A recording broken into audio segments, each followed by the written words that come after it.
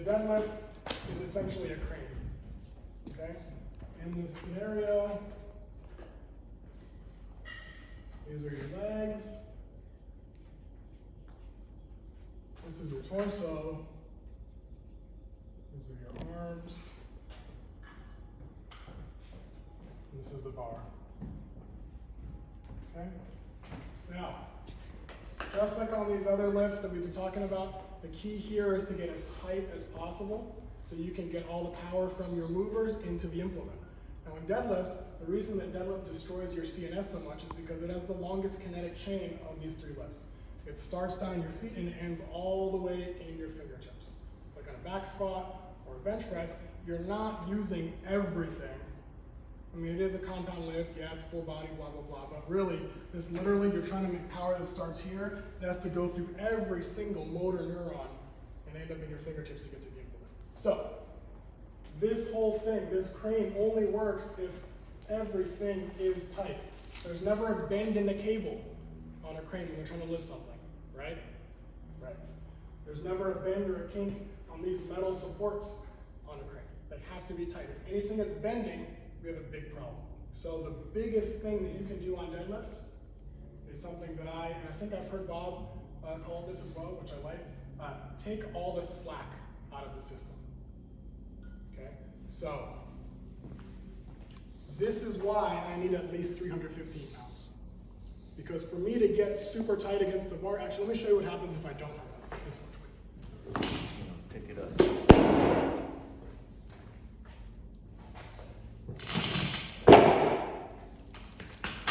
So if I don't have enough weight and I try to get as tight as I need to against this bar,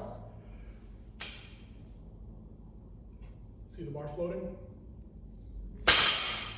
So I need to use the bar as a counterbalance and a counterweight for me to pull up and away against using my torso to get my arms taut like a cable in a crane. Because what I don't want to happen is to hear this when I go to pull. Even though my arms look straight,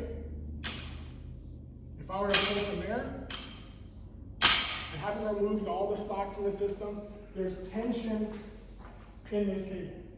If this thing is slack, and then you turn on that motor full speed, and there's something that's 700 pounds at the other end, that thing might pop, cable might pop, not good.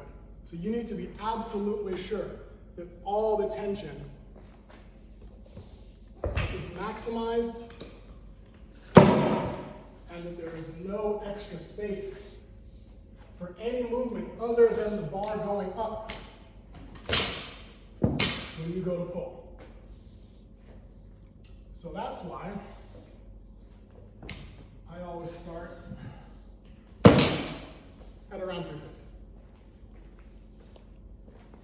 Now you may be asking yourself, well, what if I need this much weight to find a good starting position, but I'm not strong enough to lift that much weight? I would say go as heavy as you can while still being able to do the lift. Because if you were to just deadlift, say 135, like Bob, if you were to deadlift 135, it would not be heavy enough for you to actually get better at deadlifting. Because you can't get into the right setup. Now, if you literally haven't warmed up at all, like I already worked out today and did some stuff, so I'm warm enough to do this. But if you're completely cold and you just need to get some blood flowing, okay, fair enough. But if you're actually trying to work on deadlift, don't ever do it at a weight that's less than, I would say, let me throw a number, 50%, like as a bare minimum, because you need to be able to create pressure.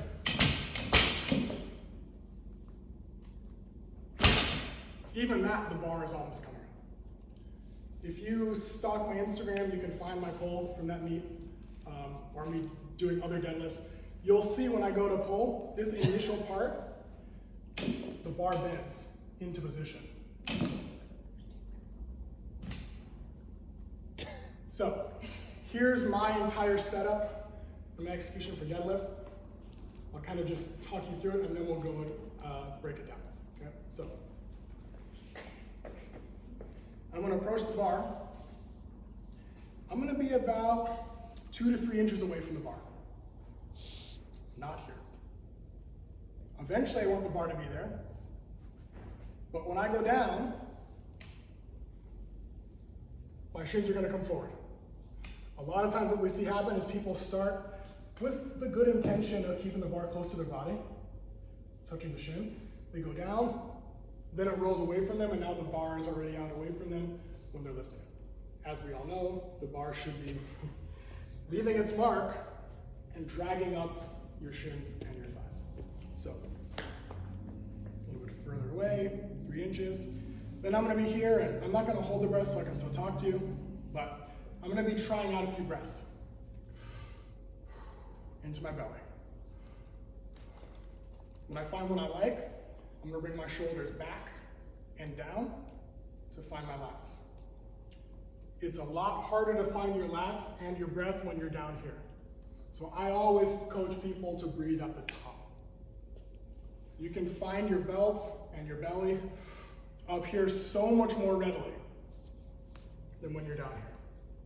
Now, I used to breathe when I was down here, but once I made the switch to breathing up from the top, my consistency on my lifts went up considerably. Okay, so try it a few breaths. Find what I like, shoulders back, shoulders down. Find that externally rotated position. Hold those softballs in my armpits as I come down. So you have to actively keep this activated.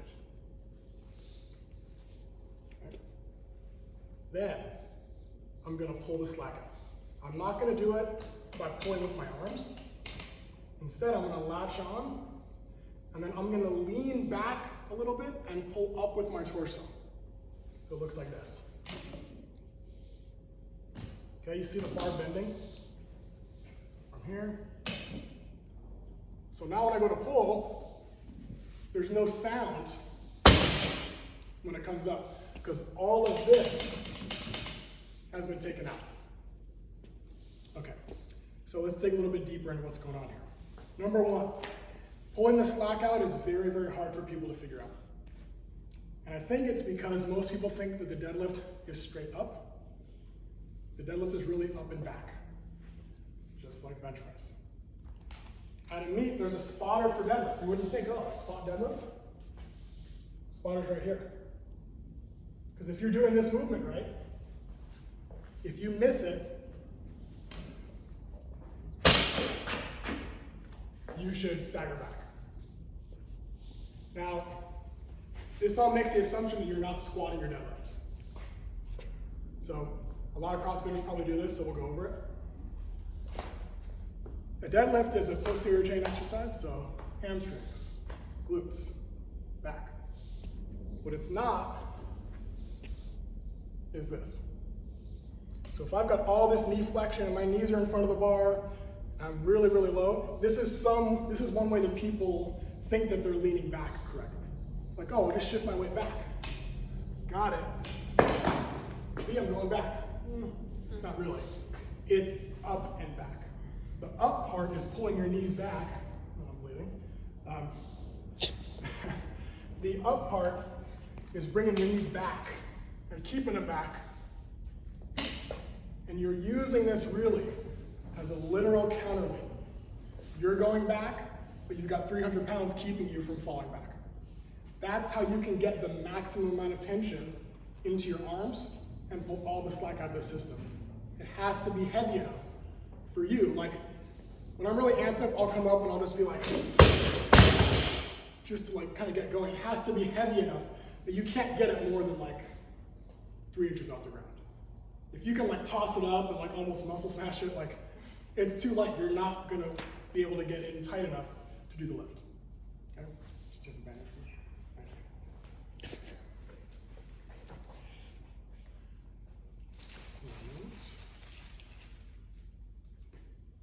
So, some ways to teach people how to pull the slack out. Just put it on the bench for now.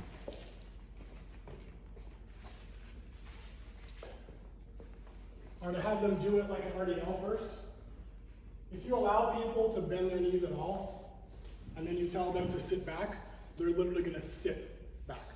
So instead, if you make them do a straight leg deadlift, pull up through their torso, not their arms. So say, I don't want any bend in the arms. Lift your chest up. Sometimes looking up helps. And then say, rock back onto your heels.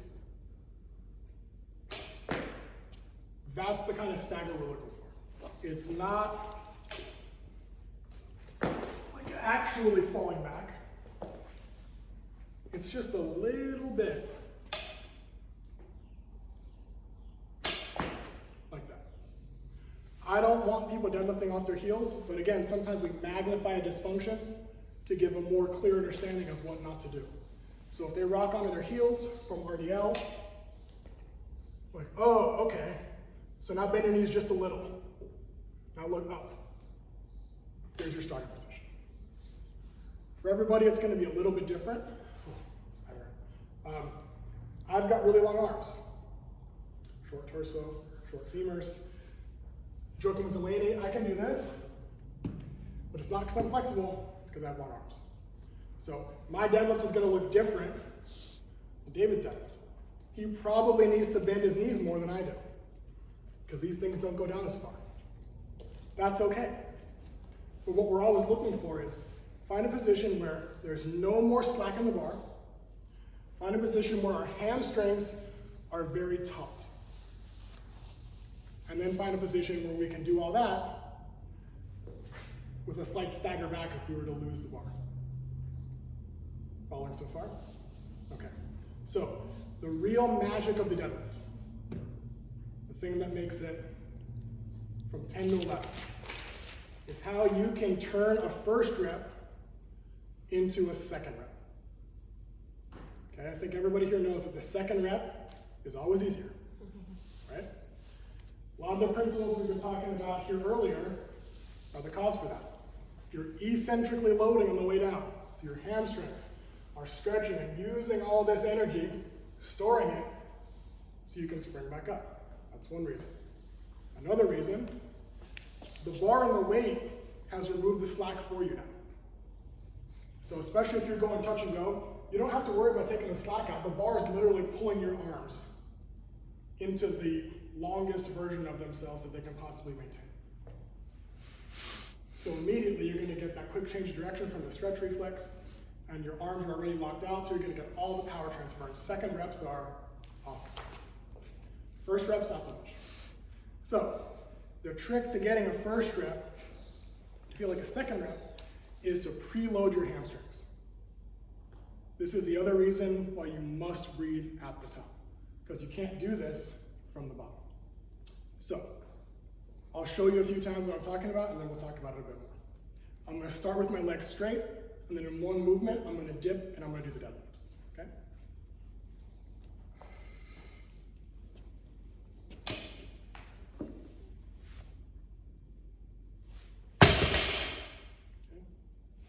Again, breath.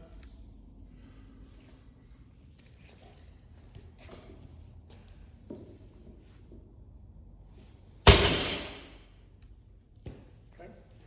So here's what's going on. As we discussed earlier, big belly breath up the top, going down, pulling the slack out. From this position, when I'm pulling the slack out, sometimes I cue people, I want you to think about touching your toes first. Doesn't mean your legs should be completely locked out, but I want you leaned over. Don't worry about your back yet, we're gonna fix that later. Because we need to keep your legs straight enough to get your hamstrings loaded. So from here, I've taken the slack out. My hamstrings are tight. Now in one motion, I'm gonna flex and then extend again. And it's that transference from here to here, right back up. That's gonna give me that stretch reflex that kind of mimics a second rep. Is it as good as a second rep? Well, no.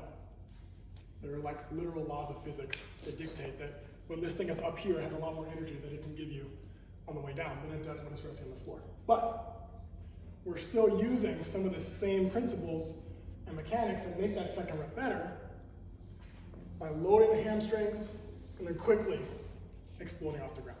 So that's why breathing at the bottom is still detrimental because you're going to be hanging out down here. And then maybe you're going to get in the right position, maybe, but I promise you won't be able to find your diaphragm down here the same way that you will up here. So even if you manage to do this right, like I used to deadlift like this. I would kind of lean forward a little bit, rock back, and then go. Worked okay for a couple years, but breathing up here was a much more reliable version of this breath. And as we've been kind of reiterating all day, the breath is really the foundation. If you don't get a good breath, the whole thing's gonna fall apart. So, one more time. 3 or so inches away from the bar. I'll put my mouth on, just so you guys can see exactly what it should look like.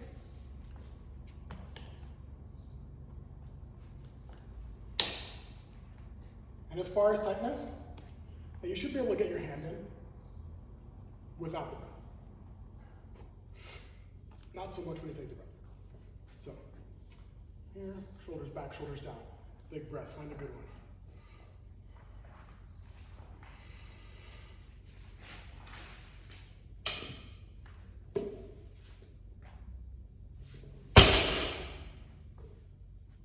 Like that. Transitioning from the straight legs down into that extended back position is the next most difficult part for people to figure out. The first one is how to pull the slack out of the bar in the first place, by leaning back a bit. The next one is how to go from here to here. A good one for that is the cat and cow stretch. All right, so cat, cow, because that's the transition that we're talking about. Nobody's going to be able to straight back, straight leg,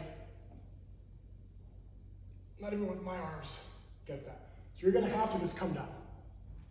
You have to be very adept at going from here to here. So you can have people drill just going into the transition. That's also going to help them dial in the appropriate position for the bar. Because if it's too close and you're starting to drill this, oh, it's going forward. Okay, try further away. It's not touching too far. You'll find that position where as soon as you're ready to pull, it makes that contact. Make sense? Questions? Feet Yes. position, and like it, to me, like you're way closer together than I deadlift. It seems like, I'm not saying that I guess I'm the wrong guy, but nevertheless, you know, how do you know where your foot position, and you just get right to it every time, same thing. I'm farther apart than you are when I deadlift. So I would ask you this. Which is easier, a conventional deadlift or a snatch grip deadlift? Which is conventional for me. Yeah. So the further apart your hands are, the further distance you have to lift the bar. Okay. And the more challenging your grip situation is going to become. So you want your feet to be just below your hips, so you can keep your arms as straight as possible. So you can get the most amount of tension out in the strongest manner. Think of the crane, right? This thing doesn't pull from an angle. It wouldn't even make any sense, right? Like, the strongest way for this thing to lift a heavy ass thing off the ground is gonna be up in a straight line. So we want your cables to be straight lines. For women, you generally have to go a little bit wider because generally the hips are wider. For men, it's a lot narrower than you think. Some Japanese people deadlift like this. What's your position two? Position one. It's funny. It's really bizarre, but you know, it works for them. So yeah, I would say try to get your feet as close together as possible. I mean, not literally, but you know, as close as you can without them touching so that your arms can be straight. Another issue that we see with this wider stance, this is a pretty common one actually, this is a good question. People will do the right thing, get the tension out, the slack out, but when they go, their knees break their arm tension. So then you end up with that anyway, even though you're like, I'm so tight.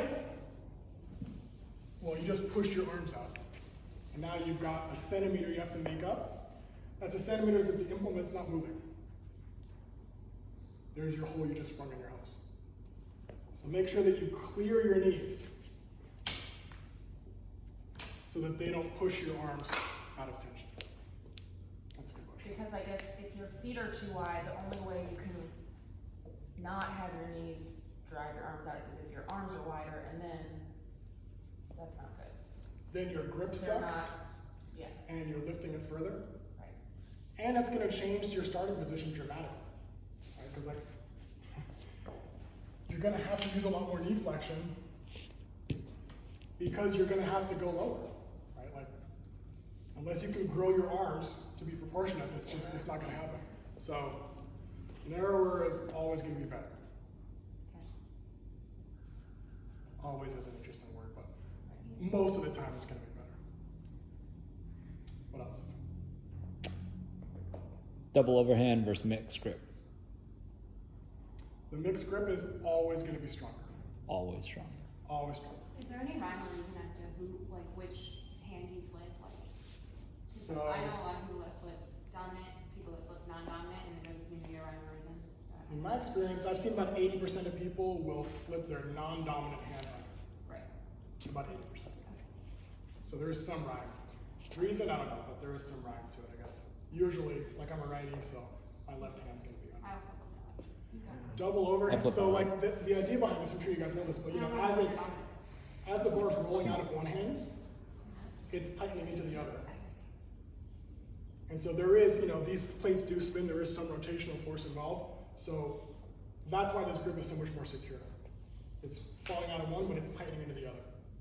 Even if you're like, you know, I hear this a lot, I've never missed a lift because of my grip. Okay. I don't care. But you could have lifted more. But you could have lifted more.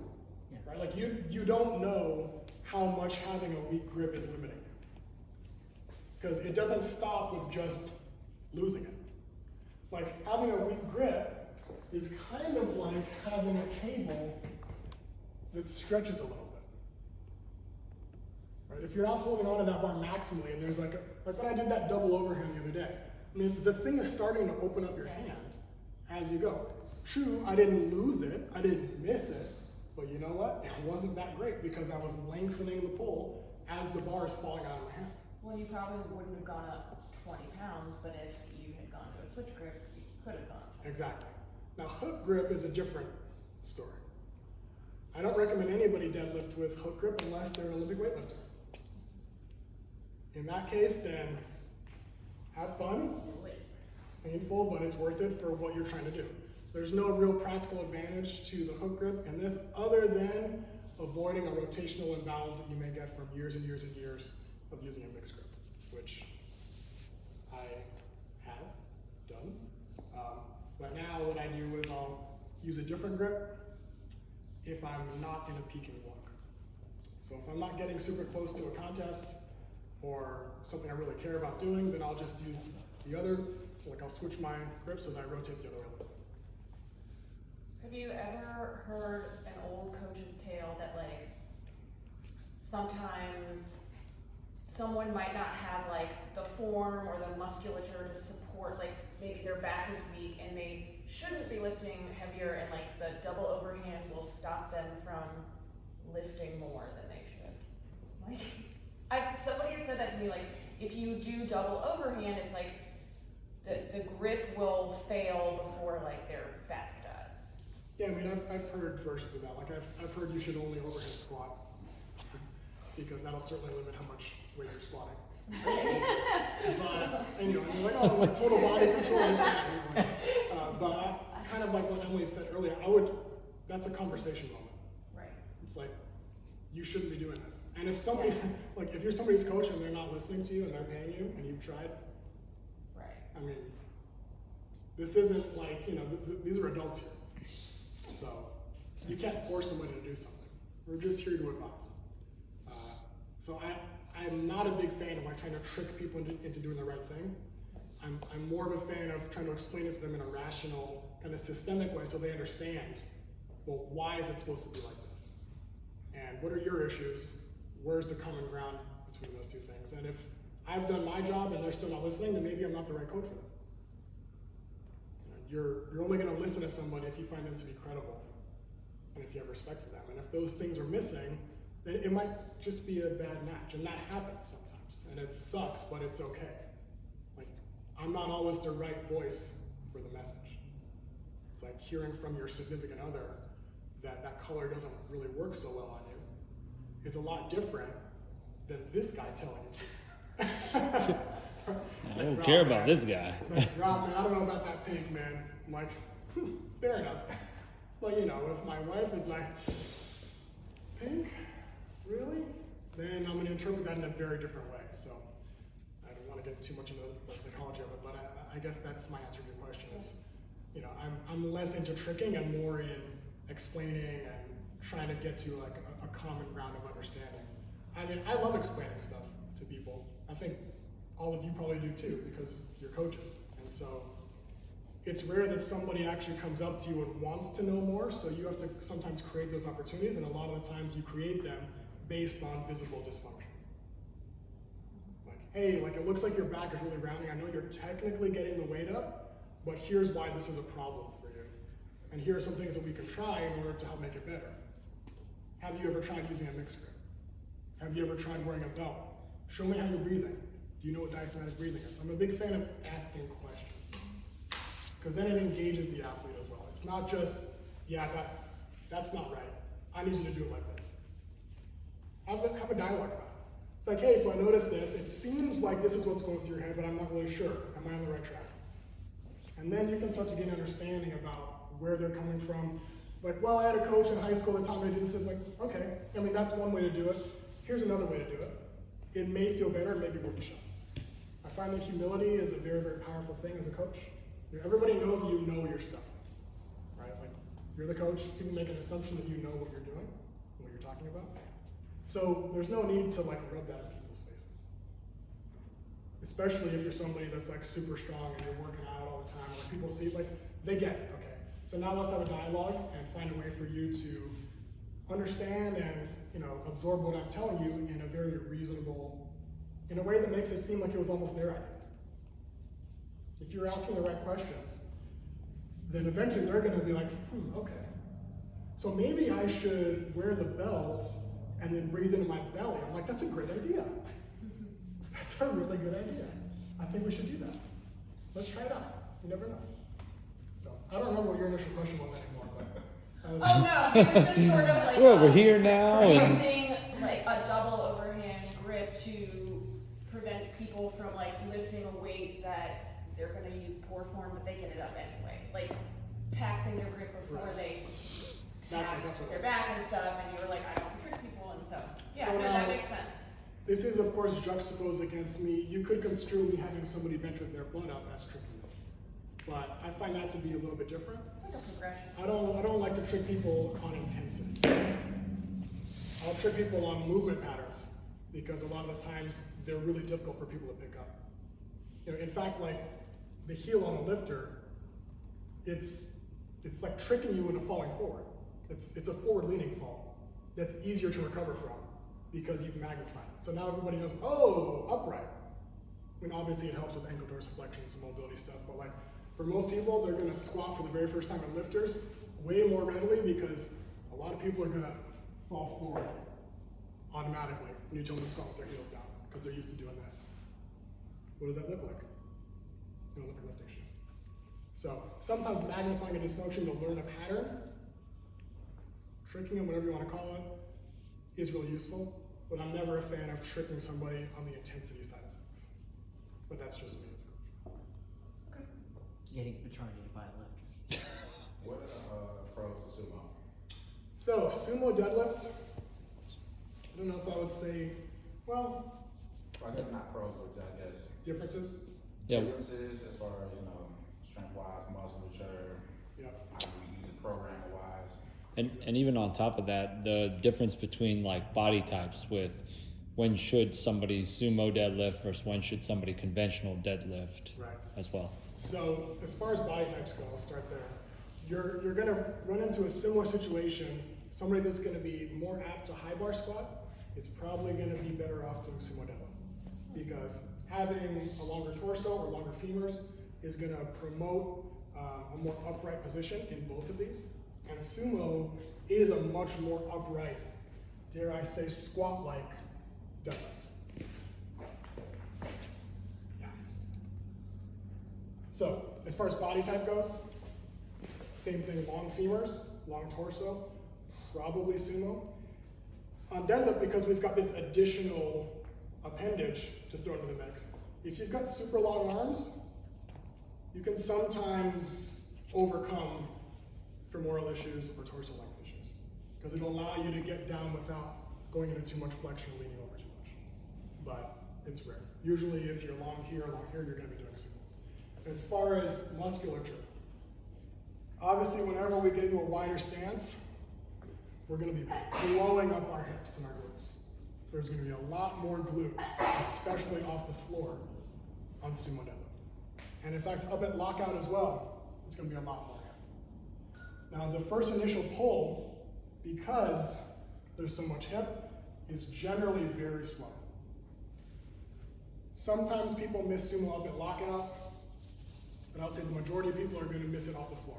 It's gonna feel like it's glued to the ground, because you're not getting that nice stacked up quad pop off the ground like you do with conventional. Right? When you have your legs all lined up straight, just like we do when we're trying to unrack that bar and pop it up, or you can get a lot of snap right here, it's quick. Out here, this is not as quick. It's a lot slower, you're not getting the speed of these things off the ground. So sumo a lot of the times looks like, good analogy, space shuttle taking off. You know, like the rockets are going, but it's not going anywhere yet.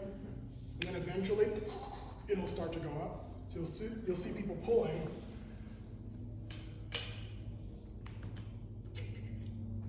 And then it'll break the ground. And then it'll be fast. And then you'll think to yourself, oh man, they could do so much more. It was so fast off the floor. Yeah, but they were almost dying for 4.5 seconds just to get to that point. To get 1% here.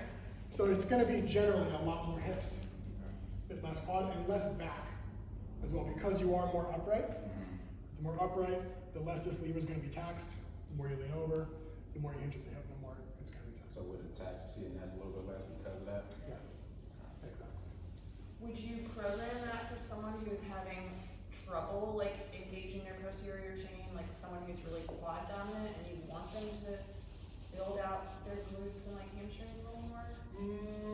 Or just I might, what I'm more a fan of is having them do deadlift with a hip circle on. You guys all familiar with the hip circle?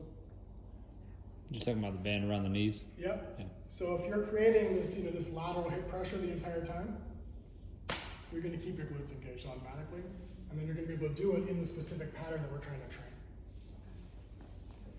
But a lot of the big sumo lifters will train mostly conventional for their entire cycle until that peaking block, because conventional works so much more of your back.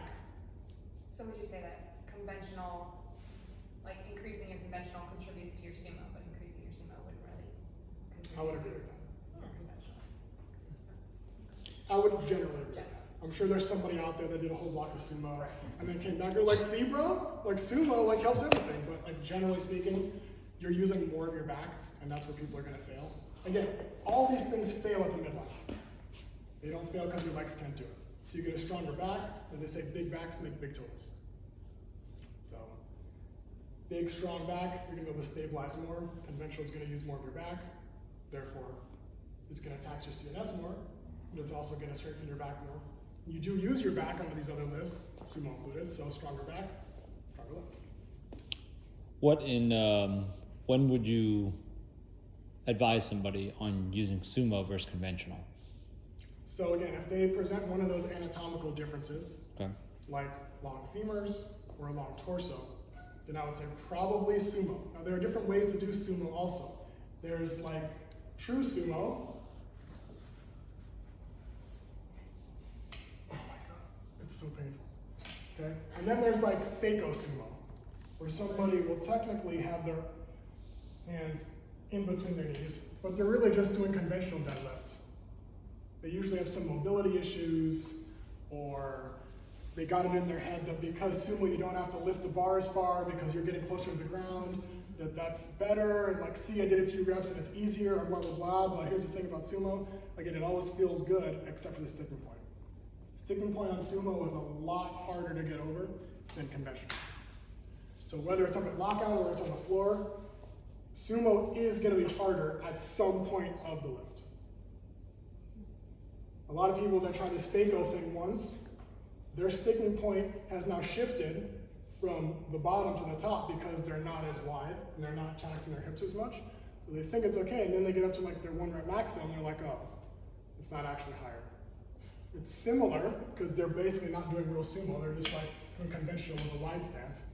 But the advantage really starts to vanish once you get up to 1 rep max territory doing that. So like a real sumo is gonna be pretty wide. How wide, it depends. But there's gonna be a lot of knee flexion at the start. You have to really spread and engage your glutes. Nice and upright. You get more use, I'm assuming more use out of adductors on that also. Absolutely. So you'll be screaming all through your glutes and your adductors just from stabilizing that position. I'm always looking for ways to glutes, and especially adductors for my guys. Well, With this little. they will not thank you for it, but they'll benefit They from don't it. thank you much. They don't until we meet. Training wise, no. Rain, they're just not. Is that how rain works? So I got a question on programming.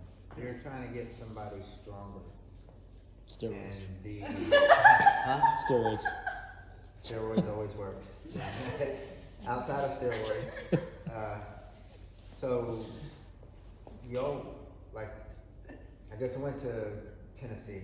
One of the guys there is on the professional CrossFit team and so forth, and he's like, he lifts heavy often. Is that the same mentality that you do here when you're training for meet? Like, what percentages is helpful or not helpful throughout your training up to your meet? So I like, are you guys familiar with RPE? Yes. Everybody? Yes. Great too. So I like to keep people in like a 7 to 8 range for most of their training cycle until the peaking block. Because you can only get stronger from the body of work that you can successfully recover from. And in powerlifting, because it's not varied the way the CrossFit is, it takes a higher mental toll on you as well. You can only do squat, bench, deadlift really heavy so often before you just get burnt out. So generally, you'll see people needing more and more pre-workout, more and more caffeine, more and more Steroids. more and more, nose torque. But isn't that also kind of the reason why there's a lot of different variations that you use during the powerlifting blocks, Yes. instrument blocks, pull from the pins, so you don't get that burnout? Yeah, so there are, again, like the block is gonna go from high variance, funneling down to more specific, but even still, it's not, like there's a reason that I'm here at CrossFit. Right. Right? Like, I own the gym like a powerlifter, but like this, it's always different. Not just movement-wise, but like modality-wise. The time domains are different, right? The energy systems are different, so it's a lot easier mentally to pick yourself up to go do another different workout than it is to go do your same accessories and your same whatever. So I like to keep people at a moderate intensity. My goal is to have people leaving with something left in the tank that they want to then bring to the next training session. The best place for one of my athletes to be on meet day is like a caged animal. Like, oh, he's been holding me back. I'm gonna show him. Yeah, good, show me something. Let's do it. But you don't want to be on meet day like, oh God, okay. Okay, we can do this one more time. Let's just do it one more time. Here we go. No. We're gonna be like, oh man, this guy's been keeping me at like 88%. Let me show him something. Let me at it. Good. Let's do that. But if you're always pushing the envelope, certain people can do it, but they're the freaks. They're the outliers. Like the Bulgarian method, the Eastern Bloc method of training, like they don't tell you about all the people that failed out of that program. Like they took all these people, and then the ones that survived are the ones that you hear about. Like, oh yeah, squat every day, and then max all the time, and like, see, it works for these guys. Well, they were, well, that too. There are thousands of other people that can't do that, mentally or physically. Some people are just freaks of genetics. That's like, not everybody's a Rich Froning. Certainly not. So some people have it up here, some people it's in their soul or body, whatever you want to call it. Some people can just go longer without getting hurt. It's anecdotal and it's an outlier. Most people need to be saved from themselves. It's never about how much you can train, it's about how quick you can recover from the training. Exactly. You can train every day, but if you can't recover, it don't matter. Exactly. And if you're not getting good sleep, if you're not eating the right stuff, if you're not hydrating, like all the basic stuff, then you gotta ask yourself, what's the priority? Because if you're not doing that stuff, how can you possibly expect to get better? Unfortunately, most people think the answer is, of course, to just throw more work at it. Like, oh, I'm not getting stronger, I better do more work. Like, should you though?